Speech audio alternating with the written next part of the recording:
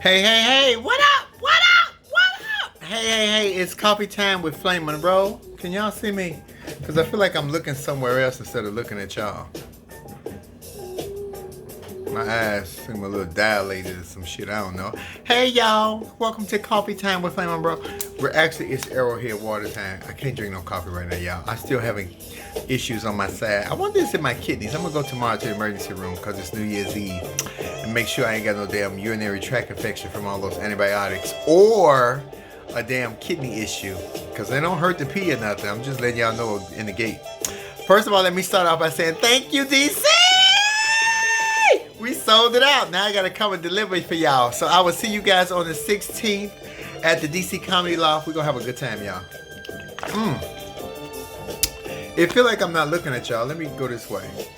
So I want y'all to know I am looking at y'all. I'm looking at the camera, but I think the camera is looking at me sideways. Oh, I got whiskers right there. I want to start off by giving my we want to say prayers up for Representative John Lewis. He is an icon and civil rights leader. He's been around a long time fighting for the rights and equality of black people as well as all people. He was diagnosed with stage 4 pancreatic cancer a couple of months ago, and he is fighting the battle. And thank you, Mr. John Lewis, for choosing to fight. Thank you for choosing to fight and survive and win, because I'm telling you, a lot of times it's choices. You have to choose to live, choose to win. Secondly, I want to say, if you guys have not seen Kevin Hart's bio or his documentary on Netflix, oh my God, it's a 6-part series and you owe it to yourself to watch. I haven't even completely finished it. I watched the first 5. I got one more to go, but it was very informative. Kevin Hart really talked about his mistakes and his hiccups and the nature of the business and how he grew up and his relationship with his mom and his dad. It's a lot. It's very interesting. It was extremely interesting, and I love his hustle. God, I admire his hustle, because that dude be on the move to try to get his paper. So hats off. Look, hats off to you, Kevin Hart, because I thought it was very interesting. You guys got to watch it on Netflix. Thirdly, I want to talk about this whole, let me talk about racism in America. It's not new, but Donald Trump has created such a powder keg with his rhetoric and the way he speaks with all of this. And what happened is, it seems as though the attack on the Jewish community and on black people, which has never stopped, has become way more relentless and way more prevalent right now, because the guy just went up into the synagogue or into the people's house yesterday with a machete and just started slashing people because they were Jewish. What kind of shit is that? What kind of nation are we living in with all this hate and this rage and this undertone blanket of open racism? Because it used to be, they would do it in secret or sneak around and do it. It has become like, and we just see it now and it's nothing. We don't even like, oh my God, it's like, wow. And then we just keep on with our day. It has become so commonplace. That is not good. That is not good. So to Jewish people, please protect yourselves. Y'all see what happened at that church in Texas? Let me tell you something about the state of Texas. Everybody got a gun in Texas. Texas don't play no games with you.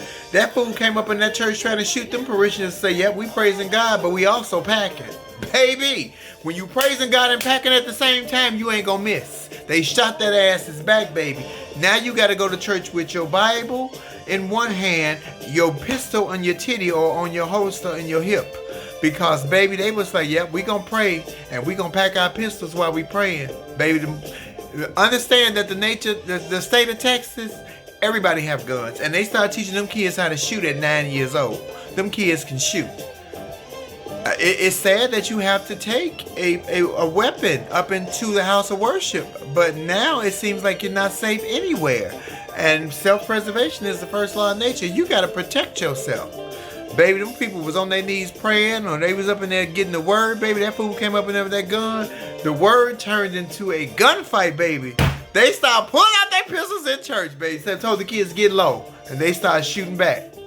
This is where we're going. This is where we're headed, ladies and gentlemen, because of the rhetoric that y'all allowed this fool in power to speak out of his mouth. And y'all, so many of y'all believe the bullshit that he's selling. It's scary, y'all. It's scary. They even the lady a couple of days ago ran over the Jewish kid and then ran over a black kid because all the rage and hate in her heart. The racist people like that and lonely people like that are empty to me. They're empty in their mind. That's why they're so easily persuaded to do things, and they believe anything that's going to make them feel better about themselves because they're nothing. They're absolutely nothing, and they're empty. And I never want to feel empty. I'm sorry for those people feeling empty, but I'm more sorry for the victims that they cause because they don't know who they are, which is why I said in one of my coffee times before, know thyself. That's a powerful drug to know who the fuck you are. That's powerful to know who you are. Don't worry about this next person or this next person. To know who you are. I got an inbox from a friend because they are still making videos from what I hear about the whole Breakfast Club interview. She said, Flame, you're not going to have a clapback? You don't have a clapback? I said, my clapback is January the 16th. I sold out the DC Comedy Loft. And then the very next day, I started a comedy tour with Tiffany Haddish for 2020. I also am going to be dropping a new show. I'll let y'all know about that when they drop it. I ain't going to give out too much information. So, yeah, that's my clapback. Clap on. Clap off. The change. Hey! The change. Clappers. Clap on, clap off. That's my clapback. So all you bitches that's mad, stay mad. Hey! Y'all hear that song playing in the background? That's Jeannie Reynolds. It's called the Fruit Song. She says she like bananas. Summer love. Yes. I just had to talk about that. And today is December the 30th. Today is Shirley Ralph's birthday. Happy birthday, Shirley. And today is also an anniversary for me. 30 years ago today, let me tell y'all this story. 30 years ago today, I was accosted by two young white boys. I was 24 years old. I was going through a breakup in a relationship. I've talked about this before. I don't know if I did a coffee time about it before, but I've spoken about this before pretty much every year on December the 30th because the memories are not as prevalent, but I can remember the pain that I was in. I was in a breakup with my friend Donald, and I was at a club called Cheeks in Chicago. So I walked out. I'm walking down Clark Street, and mind you, everybody who knows me knows I'm not a drinker. I've never been a drinker, but I thought I was going to drink away the pain or drink away the hurt. So I had like 3 or 4 cocktails. And so I left the club. I had on high heel black boots and a denim dress that had all snaps and this long green raincoat that I used to wear back in the late 80s. This was 89, so this was 30 years ago. And I love this raincoat. Anyway, so I'm walking down the street. I'm stumbling. I'm inebriated. So the white boy walks up to me, the first boy, because I didn't know he had somebody with him. Very young, looked very country, looked very Kentucky, very like a farm boy. Looked thick little white boy. He was handsome though, blonde hair, blue eyes. That's all I remember. He had a devilish smile on him. And he said, "Hey, Miss Lady, how you doing?" I said, "Hey, boo, how you doing?" I don't even know about what we were saying, boo, back then. I said, "Hey, baby, how you doing?" Something. And I'm inebriated. I'm thinking he flirting with me. So I turned to go down a side street. See, me being a hoe. Because if I would have never went down that side street, they might have never had a chance to get a hold to my ass. So I turned to go down a side street, and there was a green Impala, one of them older ones, maybe like a 72 or 74 or something like that. 4-door. Thank God for Jesus, it was a 4-door. And I'm walking down the side street, and so the car pulls up on the side of me, and the driver was like, "Hey, pretty lady, hey, pretty lady." Now, mind you, they knew the tea, because this was the host row for the Queens. So they knew the tea, because I was on the host row. I wasn't hoeing, I was drunk. Not that I hadn't hoed on the host row before, but I wasn't hoeing that night. Let me say, at that time, I was brokenhearted. So I'm walking outside, so the boy that's standing next to me grabs me. And he was strong as a bull, y'all, and slams me into the car. And then they put me in the back seat. So I'm on my back in the back seat. I'm still drunk. The driver jumps in the car. He's driving slowly. The first boy on top of me punches me. And he punched me so hard, y'all. He punched my face so hard that it dazed me almost unconsciously. But then I woke up like, it sobered me up, like, what the fuck is going on? And so wait, I'm fighting to get away. And the white boy in the driver's seat said, "Oh, we're going to kill us a nigger." And so the white boy punched me again. And that was the one that made me know, okay, bitch, they about to kill you. You are about to die. So as we were driving down the street, because it was a dark street, the street light hit the blade, because I never saw the knife because I was trying to like, what's happening? What do you want? Anything, take my money. What? I didn't see, it was a big blade. It was smooth on one side and serrated on the other side. And he said, yeah, we gonna kill us a nigger. So when he pulled my dress open, I had my bra on and my panties. He said, oh, look at him. He got a dick. Ladies and gentlemen, he was about to take the knife to gouge me, and his friend said, yeah, kill the nigger. So when he looked over to his friend, I kicked. I just kicked for my life. And I'm 24 years old. I was so small. So I rolled back at the forward door. I pulled the handle and rolled back out the car. It was as quick as that, ladies and gentlemen. Had I not kicked him in the face with that heel and he went back and the knife went away. The knife didn't stay in his hand, so it went away, and it must have fell onto the car, and I rolled out. But what happened was it was a very narrow one-way street.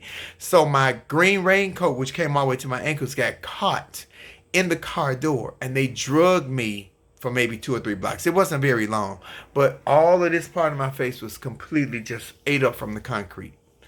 And it was freezing outside. It was cold, and the snow probably helped save me, but all of this was just torn up. So this was 30 years ago. I didn't go to the police to report it. So what happened was, I don't even remember the dragging, because when I came to, there was a lady helping me and 2 guys. And the lady saw that, she saw me naked. She saw my common area, and she was like, oh, you okay? Are you okay? And the 2 guys that was walking past, I'm assuming they were straight to, oh, that's one of them. Oh, you one of them. And they just walked away. They never tried to help. They never asked, was I okay? Mind you, this was 30 years ago. But the lady helped me get to my feet, and I never called the police to make a police report. I went home. We were staying at where were we staying at the time? We were staying at 1016 East 72nd Street in a house with no light. We had no gas. We had lights, but we had no gas and no heat. It was freezing. Baby, I'm telling you, the struggle is real. And it was about 6 queens of us living in the house together. This was back in this was 30 years ago. And it just, when I think about that, those boys were going to kill me. And I don't know if it's because I was on the trans on the host roll. I don't know if it's because I was black. They did say, let's kill us a nigga. I don't know and I'm not going to preconceive what it was. All I know is it was a challenge for me to fight for my life. So anybody who chooses to fight for their life, and sometimes you don't get out of it, but I wouldn't even be here to be doing what I'm doing. I wouldn't have children. none of the things that I have done or accomplished, I would have never got a chance to see that. But I'm telling you, sometimes life is mind over matter, and I chose to fight. I was like, I'm not dying. And he hit the white boy he probably could pick a whole pig up. This boy was so strong. I ain't never been punched like this in my life. He punched me so hard that it dazed me and hesitated me, but it also sobered me up, because he punched the shit out of me, ladies and gentlemen. And this is when I say that you have to make a conscious choice sometimes to fight, to choose to fight. And it may not work out. It just wasn't my time at that time. But every December the 30th, I remember that day. I remember it vividly sometimes. It used to haunt me, but it doesn't haunt me anymore. And I promise you, I never walked the streets anymore after that. I went to the hospital. At that time, they wasn't calling the police. They hooked me up. I was in the house for like a month, and healing from a broken heart and the whole 9. But I mostly was healing my face, because, baby, cocoa butter and witch hazel and shit. What was we using? Mercurochrome. That's old school. If you don't know about that, you ain't, baby. That's Mercurochrome. People over 35 will know what I'm talking about. And it worked. And girl, I just, ooh. But that was one of my life challenges. That was one of my stories I had from way back in the day. And 30 years ago today, this night. Yeah, I remember it. Ooh, I was on Clark Street in Chicago. See, being in the wrong place around being a damn hoe. But I'm telling you, I don't think them boys was at me because I was black. I think they was out to just attack a train. And I thought they was just going to rob me. I'm like, just rob a bitch, shit, take it. But baby, that is not what they was on. And when I realized that my life was in peril, I just fought for it. I just went for it. I just said, we going for it. And thank God that was 30 years ago when I could just roll out of a car. Because now if I get caught in the back of a car and try to roll, I get stuck trying to even lift the legs up. So guaranteed they going to cut a bitch head off, because I ain't going to be able to get away. But we carry different weapons now. I'm saying these. I just want to make sure y'all saw it. Uh, baby, this is Coffee Time with Flame Monroe. It's almost a new year, ladies and gentlemen. We are almost in a new decade. It is almost 2020. Follow your dreams. Find your passion. Know who you are. Love yourself. Because can't no bitch do what you do. Not none. Not no player. Not no bitch. Not no girl. Not no guy. Only who can do what you do is you. But you have to believe it before we believe it. That's all I'm saying. January the 16th, Washington, D.C., I'm working on it. I'm working on giving y'all the most incredible hour and question and answer portion that you've ever seen. Because please come with your questions. I may answer up to like 8 questions cold out the audience. And hear me when I tell you that if you ain't afraid to ask it, I ain't afraid to answer it. This is how it is, because this is Flame Monroe, baby. And if you can't get it right from me, you can't get it right. My clapback, ladies and gentlemen, is January the 16th, sold out show in D.C. January the 18th, I will be with Tiffany Haddish at the Park Theater at the MGM. January 19th, I'll be in Temecula at Pachangas. January the 30th, we will be in Prior Lake, Minnesota. February the 27th, I will be with Tiffany Haddish in Delaware, and February the 28th, I will be with Tiffany Haddish in Atlantic City, New Jersey on the boardwalk. So, and I just got a new deal with a show that's coming out. It's called Laugh and Learn with Flame Monroe. I'm going to let y'all find out about that. So, yeah, that is my clapback. I have nothing else to say. I'm just, in the words of Tiffany Haddish, every time she takes a picture with somebody, you know which word she says to say? Say success. It makes you smile. Success. Say it with me, ladies and gentlemen. Success. 2020. Success. Ow. Success. It makes you smile. I love Tiffany Haddish. Success. Happy New Year, ladies and gentlemen. This is Coffee Time. This is the survivor. Because sometimes you have to choose to survive. So anybody that's fighting anything, illness, broken heart, pain, and you choosing to win and survive it, thank you. Thank you for making a conscious choice, because a lot of times it's mind over matter. And thank you for choosing to win, because guess what? Can't no bitch do what you do. This is Flame Monroe. This is Coffee Time. Mwah!